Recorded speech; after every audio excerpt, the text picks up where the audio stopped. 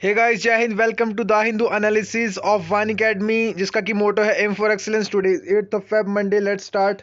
Topics जो हम आज कवर करेंगे, सबसे पहले कोट ऑफ द डे, उसके बाद इंपॉर्टेंट न्यूज़ एंड एडिटोरियल्स हम देखेंगे। न्यूज़ जैसे कि आपको पता होगा कि कल उत्तराखंड के अंदर एक ग्लेशियर बर्स्ट हो गया था। उसकी वजह से काफ़ी लोगों की वहाँ पे डेथ हो गई, और उसके अलावा काफ़ी लोग अभी वहाँ पे फंसे हुए हैं, उसके बारे में देखेंगे। और GS 3 के अंदर डिजास्टर मैनेजमेंट के रिलेटेड इन्वायरमेंट, बायोडाइवर्सिटी और प्रीलिम्स में कैसे इससे क्वेश्चंस पूछे जा सकते हैं, इसके बारे में हम देखेंगे। उसके बाद huge turn out of women at Mahapanchayat Haryana के अंदर जो महापंचायत हुई, काफ़ी वहाँ पे वुमेन ने पार्टिसिपेट किया। GS 1 के साथ इसे रिलेट करेंगे। इंटरनेट रीस्टोर्स एट सिंगू बॉर्डर, जिसे कि इंटरनेट डाउन कर दिया गया था, वहाँ पे फिर से रिस्टोर कर दिया गया। आर्टिकल 21 के साथ रिलेट करके देखेंगे। Kerala saw more home deaths in 2020। उसके बाद कार्टून सेक्शन है एक, उसके बाद एडिटोरियल है एक, स्टेइंग वॉचफुल आरबीआई के रिलेटेड हम देखेंगे। एमपीसी जो मॉनेटरी पॉलिसी कमेटी, उसके बारे में देखेंगे। उसके बाद protest sweeps across Myanmar, internet access restored partially. Myanmar के अंदर इंटरनेशनल रिलेशंस के साथ हम इसे कवर करके देखेंगे कि जो वहाँ पे अभी जैसे रिसेंट डे से हम कवर करते आ रहे हैं, वहाँ पे जो प्रोटेस्ट चल रहा है उसके बारे में देखेंगे। उसके बाद नेशनल पार्क्स जो हमने स्टैटिक पोर्शन जो कवर शुरू किया है करना, उसके बारे में देखेंगे। और आज जैसे ये 10 AM डेली आती है वीडियो, डेली एनालिसिस वाली, आज पॉलिटी एक सीरीज भी शुरू होगी। और कुछ ही दिनों में, आने वाले दिनों में आपके लिए जैसे फाउंडेशनल कोर्सेज हैं, उसके बारे में वो भी डिसाइड हुआ है अभी, और जल्दी से शुरू किया जाएगा वानी अकेडमी के ऊपर। And state of the day, sorry यहाँ पे स्टेट नहीं है, आज यूनियन टेरिटरी है। Union territory of the day Andaman and Nicobar island. हमने स्टेट्स जो हैं कवर कर ली हैं, एक बार दोबारा से हम स्टेट करेंगे। उसके बाद उनके जो जीआई टैग्स वहाँ पे रहते हैं, या इंपॉर्टेंट जो प्रीलिम्स रिलेटेड फैक्ट्स रहते हैं, वो हम करेंगे। और इसके अलावा जो कोट ऑफ द डे है, that is your eyes can not see what your mind do not know. जो हमारे माइंड को, जो हमारे ब्रेन को जो इन्फॉर्मेशन वहाँ पे स्टोर नहीं होती, हमारी आईज वो चीज़ नहीं देख सकती। जैसे सपोज कि आप न्यूज़पेपर पढ़ते हो, जैसे ये वाली पहली एग्जांपल लेते हैं, जो उत्तराखंड में अभी ग्लेशियर जो बर्स्ट हुआ, इसके अंदर जैसे हम पढ़ते हैं, जैसे हमने यहाँ पे हाइलाइट्स किए हैं कुछ पॉइंट। ये पॉइंट हमें तभी पता चलेंगे, ये चीज़ें हमें तभी पता चलेंगी। देखिए, बहुत ही एक आसान एग्जांपल के साथ मैं आपको समझा रहा हूँ। ये चीज़ें आपको तभी पता चलेंगी अगर आप पहले से उस टॉपिक के बारे में, जैसे आपने अपने टीचर से, सब्जेक्ट्स में से आपने उस चीज़ को पढ़ा होगा, आपने एक मैट्रिक्स बनाया होगा, कनेक्शंस बनाए होंगे, तभी आपको वो चीज़ें जो है पता चलेंगी। और ये जो कोट है, योर आइज कैन नॉट सी, आपकी आंखें वो देख नहीं सकती, what your mind do not know, जो आपके माइंड को पता नहीं है, जो आप इंफॉर्मेशन जो आपके माइंड के अंदर स्टोर नहीं है, वो आपकी जो आइज हैं, दे कैन नॉट सी। उसके बाद इंपॉर्टेंट न्यूज़ जो हम देखेंगे, फर्स्ट जो न्यूज़ है, that is 7 killed after glacial burst in Uttarakhand. Uttarakhand जो कि स्टेट है, जिसके बारे में हमने ऑलरेडी डिस्कस कर लिया है, डे बिफोर यस्टरडे हमने डिस्कस किया था उसके बारे में। और वहाँ पे जो एक ग्लेशियल बर्स्ट हुआ, जो नंदा देवी है, जो पीक है, वहाँ पे एक ग्लेशियल जो बर्स्ट हुआ, और ऋषि गंगा जो वहाँ पे रिवर है, उसके बाद जो दौली गंगा रिवर है, उन दोनों के ऊपर जो प्रोजेक्ट बन रहे थे, 13.2 मेगावाट का एक प्रोजेक्ट था, एक 520 मेगावाट का जो प्रोजेक्ट था एनटीपीसी के द्वारा, वो अभी कंस्ट्रक्शन वहाँ पे चल रही थी प्रोजेक्ट के लिए। और वो दोनों, जितना भी वहाँ पे अभी कंस्ट्रक्शन हुआ था, वो जब फ्लैश फ्लड आया वहाँ पे, जब ग्लेशियल बर्स्ट हुआ, वहाँ पे अवलांचे, और उसने जो सारा ही वो वहाँ पे वो कंस्ट्रक्शन साइट के ऊपर कंस्ट्रक्शन हो रहा था, उसे बहा के ले गया। वहाँ पे एक टनल की कंस्ट्रक्शन भी हो रही थी। और ऋषि गंगा आप देख सकते हो, यहाँ पे ऋषि गंगा एक रिवर है, और आपको उसकी लोकेशन भी पूछी जा सकती है वहाँ पे। और एक दोली गंगा है, उसके बारे में देखेंगे। इसके बाद जो यहाँ पे मैप है, यहाँ पे हम पंच प्रयाग जो रहते हैं, इनके बारे में भी देखेंगे, कौन कौन से प्रयाग हैं। और एक प्रयागों का प्रयाग, जिसे प्रयागराज बोलते हैं, उसके बारे में भी हम देखेंगे, किसे बोलते हैं प्रयागराज। और जो डाउन स्ट्रीम वाले एरियाज़ हैं, जैसे वहाँ पे अभी इतना ज़्यादा डरने की बात नहीं है। इसे आप डिज़ास्टर मैनेजमेंट के साथ भी रिलेट कर सकते हो। वहाँ पे जो चीफ मिनिस्टर थे, उन्होंने अपना जो प्रेस कॉन्फ्रेंस के थ्रू इंफॉर्मेशन दी लोगों को कि अभी जो एडमिनिस्ट्रेशन है उसका ध्यान अभी रेस्क्यू ऑपरेशंस के ऊपर ज़्यादा है, और बहुत सारी टीम जैसे यहाँ पे ITBP Indo Tibetan border police, उन्होंने अपना रेस्क्यू का काम किया वहाँ पे। और उसके अलावा जो दोली गंगा है flowing at an all time high, मतलब अभी तक का जो फ्लो है वो सबसे ज़्यादा था उसमें। और एक्सपर्ट्स ने बताया है कि ये क्लाइमेट चेंज की वजह से हो रहा है ये सब, जो भी अवलांचे या वहाँ पे जो ग्लेशियल बर्स्ट हुआ वहाँ पे। अ, और कल हमने डिस्कस भी किया था, जैसे कल संडे को साइंस एंड टेक की बेसिकली न्यूज़ रहती हैं, और उसमें हमने एक न्यूज़ डिस्कस की थी, आपको याद होगा, जिसमें हमने बताया कि अ, वहाँ पे जो पेरेनियल रिवर्स हैं उनमें जो वाटर की क्वांटिटी है, जो वॉल्यूम है, वो कम हो सकता है ड्यू टू, क्योंकि वहाँ पे जो ग्लोबल वार्मिंग की वजह से जो ग्लेशियर्स हैं वहाँ पे वो मेल्ट कर सकते हैं, या उनमें वहाँ पे जो पीक्स हैं या जो ग्लेशियर्स हैं वहाँ पे उन पे इम्पैक्ट आ सकता है। ये हमने कल डिस्कस भी किया था। और यहाँ पे experts point two climate change impact, यहाँ पे एक्सपर्ट्स का कहना है कि ये क्लाइमेट चेंज की वजह से हो रहा है।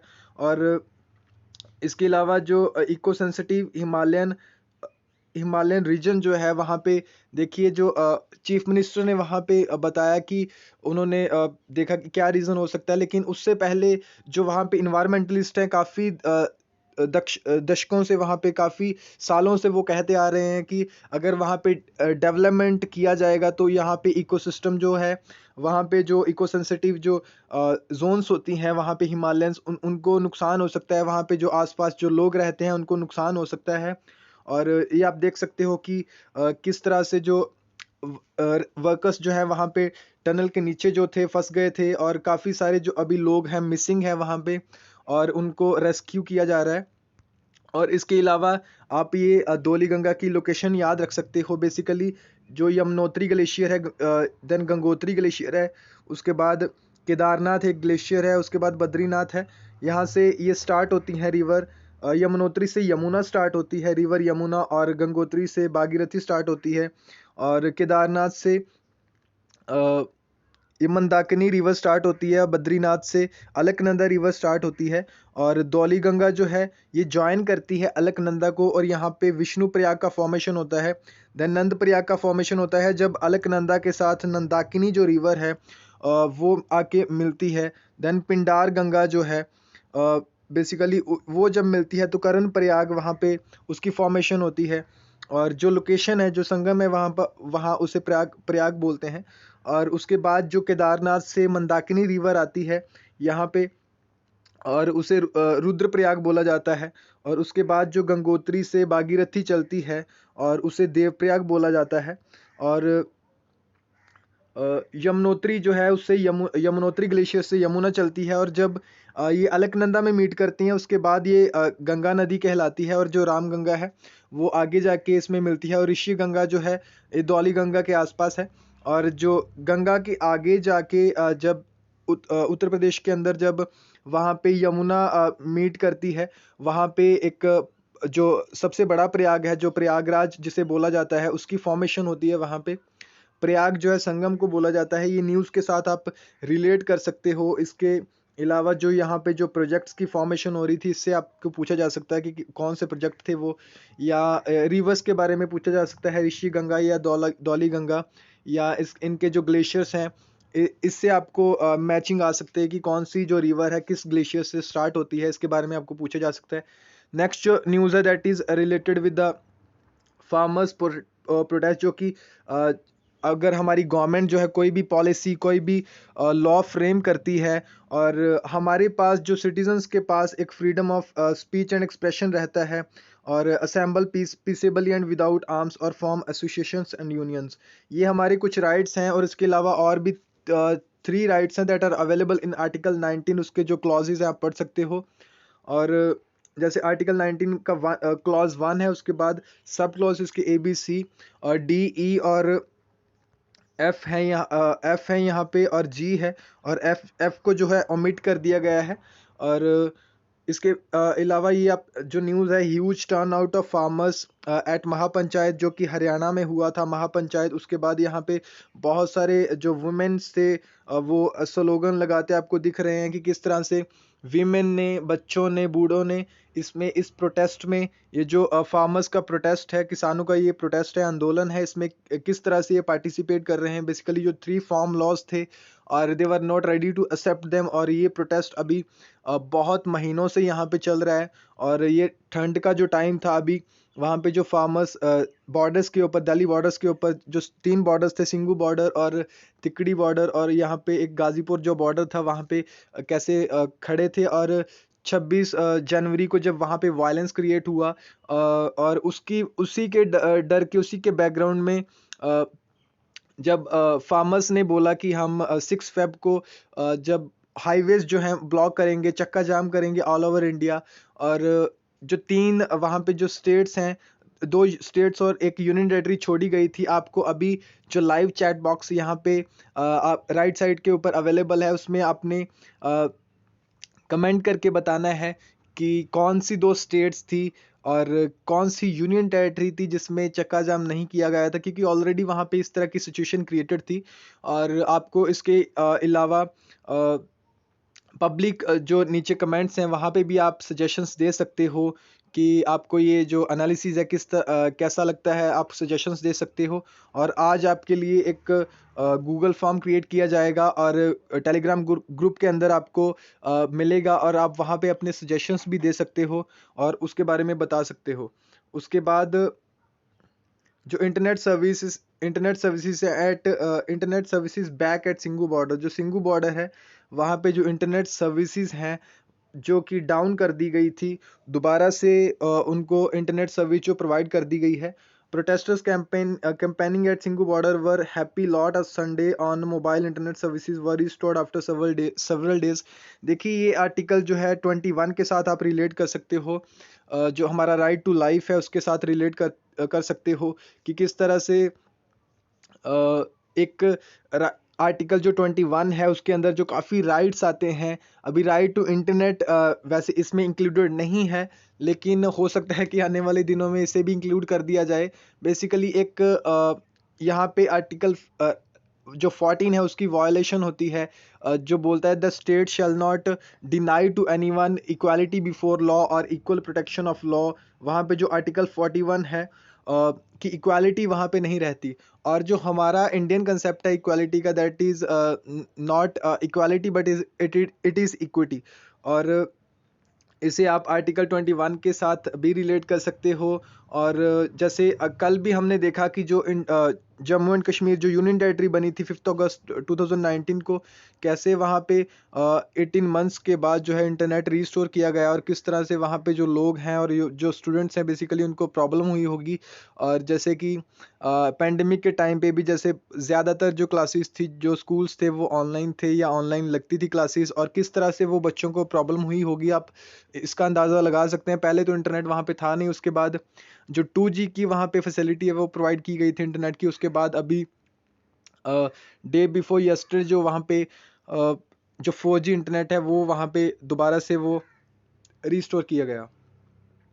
Kerala saw more deaths in 2020, ये आप देख सकते हो ग्राफ यहाँ पे, केरला गवर्नमेंट के द्वारा है यहाँ पे। और 2020 जो है ये ब्लू कलर वाला जो बार है, और अलग अलग डिस्ट्रिक्ट्स का दिया है कि 2020 के अंदर जो होम डेथ्स होती हैं, जो एल्डर्स होते हैं या किसी की घर के अंदर मौत हो जाती है नेचुरल डेथ या किसी और कारण के साथ, वो क्यों ज़्यादा क्यों देखी गई, ये ग्राफ और पूरी कंट्री के साथ भी आप रिलेट कर सकते हो इससे क्यों हुआ ऐसा, क्योंकि पेंडेमिक का टाइम था और ज़्यादातर जो हमारा हेल्थ इंफ्रास्ट्रक्चर था वो रेडी नहीं था इस तरह का जो पेंडेमिक है उसके लिए, इस तरह का जो पेंडेमिक है उसके लिए रेडी नहीं था। हाँ, कह सकते हैं कि इन फ्यूचर अभी इस तरह से मैनेज किया जाएगा, क्योंकि ज़्यादातर देखा जाता था कि ज़्यादातर जो हॉस्पिटल्स में ज़्यादा लोग होते थे या ज़्यादा केसेस कोविड-19 को लेके उस वायरस को लेके थे, और जो बाकी जो डिसीज़ेज़ या प्रॉब्लम्स जो रहती थी लोगों को, उनको उसके लिए ट्रीट नहीं किया जाता था प्रॉपरली, और काफ़ी सारे जो सर्जरीज़ थे या इस तरह के जो ऑपरेशंस भी थे, उनको भी पोस्टपोन किया जाता था या डिले किया जाता था। और ज़्यादा फ़ोकस जो था पैंडेमिक की वजह से, क्योंकि हमारे इंडिया के अंदर हेल्थ हेल्थ इंफ्रास्ट्रक्चर आप देखते हो कि किस तरह से एक पुअर हेल्थ इंफ्रास्ट्रक्चर है, जिसको कि एक प्रॉपर मेंटेन करने की ज़रूरत थी। और हमने एक डेटा पॉइंट के अंदर काफ़ी दिन पहले देखा भी था कि किस तरह से जो प्राइवेट जो प्लेयर्स हैं इस हेल्थ हेल्थ इंफ्रास्ट्रक्चर के अंदर, और किस तरह से जो हमारे गवर्नमेंट का हेल्थ इंफ्रास्ट्रक्चर है, गवर्नमेंट जो हॉस्पिटल्स रहते हैं, किस तरह से वहाँ पे प्रॉपरली ट्रीट नहीं किया जाता। और इस वजह से लोग जो प्रेफर करते हैं कि वो जो प्राइवेट जो इंफ्रास्ट्रक्चर है वहाँ पे जाएं। और यहाँ पे आप देख सकते हो कि केरला वहाँ पे केरला के अंदर अलग अलग स्टेट्स के अंदर ये मेंशन किया है कि 2020 के अंदर वहाँ पे जो डेथ्स हुई हैं उनका जो मेन कारण है वो यही था। और ट्विटर के ऊपर ये आज द हिंदू ने जो लेके आते हैं ये पोस्टर, अपना पोस्टर मेकिंग, और आप इसे भी रिलेट कर सकते हो आर्टिकल 19 के साथ और हमारी जो प्रेस है उसे एक्सप्लिसिट वहाँ पे मेंशन नहीं किया गया, लेकिन इम्प्लिसिट वहाँ पे फ्रीडम ऑफ प्रेस है वहाँ पे। लेकिन अगर हम बात करें फॉरेन नेशंस की, जैसे यूएसए, वहाँ पे एक्सप्लिसिट वहाँ पे लिखा हुआ है फ्रीडम ऑफ प्रेस, जो प्रेस है वहाँ पे अमेंडमेंट के साथ जो राइट्स हैं वहाँ पे वो अमेंडमेंट के साथ वहाँ पे डाले गए थे। और ट्विटर के ऊपर किस तरह से आज एक जैसे वो एक फॉरेन एक सिंगर थे, और उनका जो एक ट्वीट की वजह से किस तरह से सारे जो यहाँ पे लोग हैं, यहाँ पे जो पर्सनालिटीज़ हैं, बॉलीवुड जो एक्टर्स थे, वो यहाँ पे यूनाइट हो गए। लेकिन वो एक जो कैंपेन चला था इंडिया अगेंस्ट प्रोपोगंडा, किस तरह से सब वो हैशटैग यूज़ करने लगे। लेकिन जो फार्मर्स हैं, या जो पिछले डिकेड में जैसे हमने देखा कि lakhs of farmers have done the suicide, या और भी जो हमारी कंट्री में प्रॉब्लम्स हैं उसके लिए रेडी नहीं होते।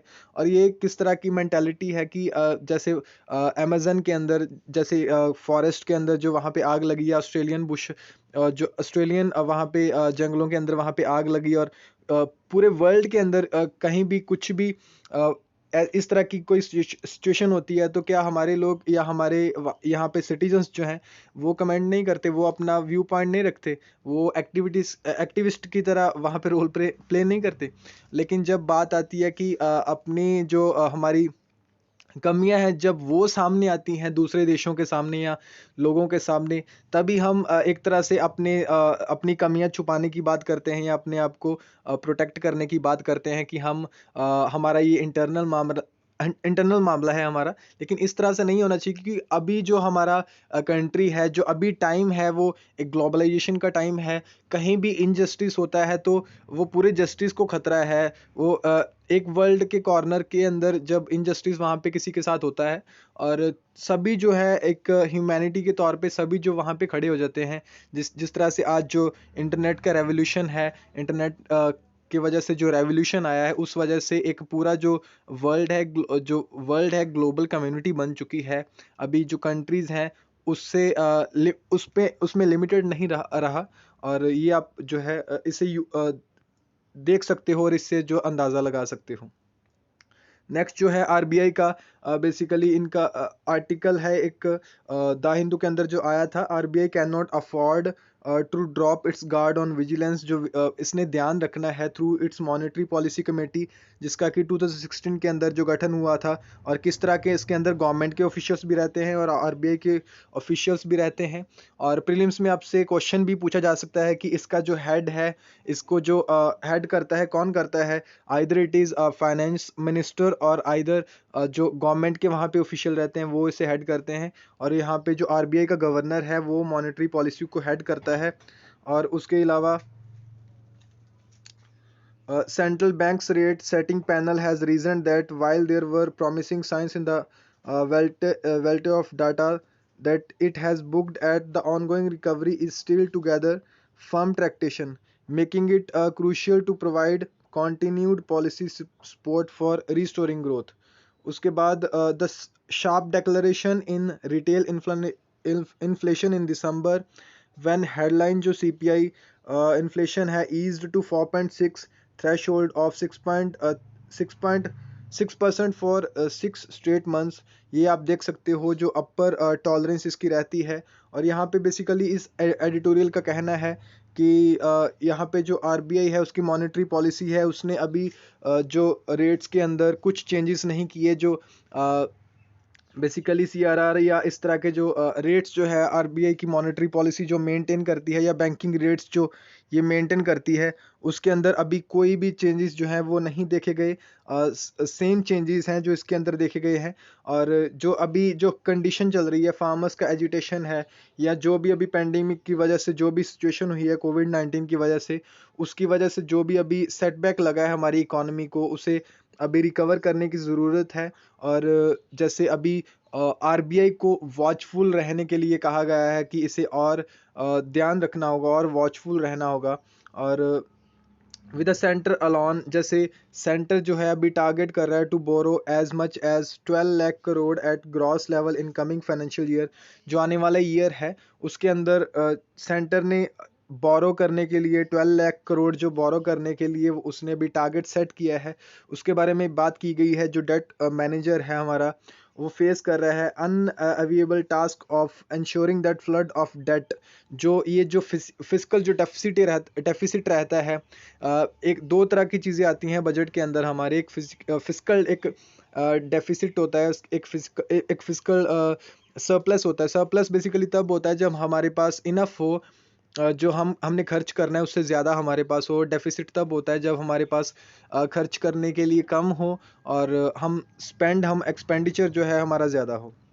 ये आप देख सकते हो कि आरबीआई को यहाँ पे और विजिलेंट रहने के लिए बोला गया है। उसके बाद जो म्यांमार जो हमारी कंट्री है, साउथ ईस्ट एशियन के कंट्री जो है वहाँ पे, और यहाँ पे कैसे डेमोक्रेसी के बारे में, जो यहाँ पे प्राइम मिनिस्टर थी जो इलेक्ट हुई थी डेमोक्रेसी के ज़रिए, यहाँ पे लोगों ने इलेक्ट किया था, और किस तरह से अभी वहाँ पे मिलिट्री कंट्रोल है।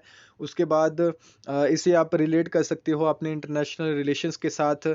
और अगर आप चाहते हो तो इस इशू के रिलेटेड आप स्पेशल एक वीडियो एनालिसिस जो है वानी अकेडमी की तरफ से आपके लिए बनाया जाएगा। इफ़ यू वांट कि वानी अकेडमी आपके लिए बनाए, तो आप सजेशन अपने दे सकते हो कमेंट बॉक्स में। ज़रूर आपके लिए ये किया जाएगा। और स्टेट ऑफ द डे के अंदर आज हम स्टेट्स हमने जैसे कवर कर लिए हैं, तो आज यूनियन टेरिटरी के बारे में हम देखेंगे, अंडमान एंड निकोबार आइलैंड। उसके अंदर इसकी कैपिटल जो है या इसकी लोकेशन है, आप देख सकते हो साउथ ईस्ट की तरफ इसकी लोकेशन है इंडिया से। कैपिटल इसकी पोर्ट ब्लेयर है। आगे हम इसका मैप भी देखेंगे। यहाँ पे एक एक्टिव एक वॉल्केनो है, दैट इज़ बैरन आइलैंड, जो प्रीलिम्स के लिए आप याद रख सकते हो। उसके बाद 10 डिग्री चैनल है, एक डंकन पैसेज है जिसकी लोकेशन हम यहाँ पे देखेंगे। एक नारकोंडम यहाँ पे आइलैंड है जो कि एक्टिव है या डॉर्मेंट है, इसके बीच में डॉर्मेंट है या एक्सटिंक्ट है, इसके बीच में आप इसे याद रख सकते हो कि अभी ये डॉर्मेंट है, क्योंकि अभी इसके ऊपर काफ़ी डिबेट चल रहा है। और यहाँ पे जो इसके जो अंडमान आइलैंड है उसके पार्ट्स हैं, जैसे north Andaman, middle Andaman, south Andaman, और उसके बाद लिटिल अंडमान। और लिटिल अंडमान के बारे में हमने एक आर्टिकल भी इस एनालिसिस के अंदर कवर किया था। आप वहाँ पे देख सकते हो लिटिल अंडमान के ऊपर जो डेवलपमेंट करने की बात की जा रही है उसके बारे में आप देख सकते हो। और जो निकोबार के आइलैंड्स रहते हैं, कार निकोबार, उसके बाद ग्रेट निकोबार, लिटिल निकोबार, ये भी आप इसका जो पैटर्न है वो याद रख सकते हो। और जो डंकन पैसेज है बेसिकली वो है साउथ अंडमान और लिटिल अंडमान के बीच में। और पोर्ट ब्लेयर इसकी आप कैपिटल भी याद रख सकते हो, that is on south Andaman. Port Blair जो कैपिटल है that is on the south Andaman, जो आइलैंड है वहाँ पे। और ये सारे आइलैंड्स की आप लिस्ट भी याद रख सकते हो। 10 डिग्री चैनल जो है that is between Andaman and Nicobar island, या आप बोल सकते हो कि लिटिल अंडमान या कार निकोबार के बीच में वो 10 डिग्री चैनल है। उसके बाद जो हमने ये नेशनल पार्क्स जो हैं ऑलरेडी कर लिए हैं। Kheerganga national park, Indrakila, pin valley, great Himalaya national park, symbol बारा, ये हिमाचल प्रदेश के हैं। यहाँ पे आप इसकी लोकेशन देख सकते हो। उसके बाद उत्तराखंड के भी हमने कर लिए थे, गोविंद पशु विहार, गंगोत्री नेशनल पार्क, और उसके बाद नंदा देवी नेशनल पार्क। नंदा देवी जो पीक है वहाँ पे, इसी पीक के ऊपर आज जो वहाँ पे ग्लेशियर जो है बर्स्ट हुआ है, वहाँ पे एवलांच एक देखा गया कल जो हुआ था, उसकी वजह से वहाँ पे जैसे हमने आज न्यूज़ में डिस्कस किया वो नंदा देवी के साथ ही रिलेटेड है। और इस तरह से आप वहाँ पे मैट्रिक्स बना सकते हो। और वैली ऑफ नेशनल फ्लावर्स जो है national park, Raja ji national park, Jim Corbett national park जो कि ओल्डेस्ट नेशनल पार्क है इंडिया का। यहाँ पे आप इसकी लोकेशन देख सकते हो। और आज जो हम स्टेट करेंगे दैट इज़ हरियाणा, उसमें 2 नेशनल पार्क्स हमें याद रखने हैं, कालेश्वर नेशनल पार्क और सुल्तानपुर नेशनल पार्क। यहाँ पे आप इसकी लोकेशन देख सकते हो, कालेश्वर नेशनल पार्क और Sultanpur national park. Kaleshwar national park basically bird sanctuary के लिए जाना जाता है, एक तरह से काफ़ी माइग्रेटरी बर्ड्स वहाँ पे ट्रैवल करते हैं। और एक साइबेरियन क्रेन भी आप याद रख सकते हो यहाँ पे, जो कि क्रिटिकली एंडेंजर्ड है वहाँ पे। और ज़रूर इस इनिशिएटिव जो वानी अकेडमी का इनिशिएटिव है, ज़रूर इसे सपोर्ट करें by subscribing to our channel. Do share this video, like, comment, और यहाँ पे आपको इसकी PDF और PPT मिलेगी। Thank you and have a nice day.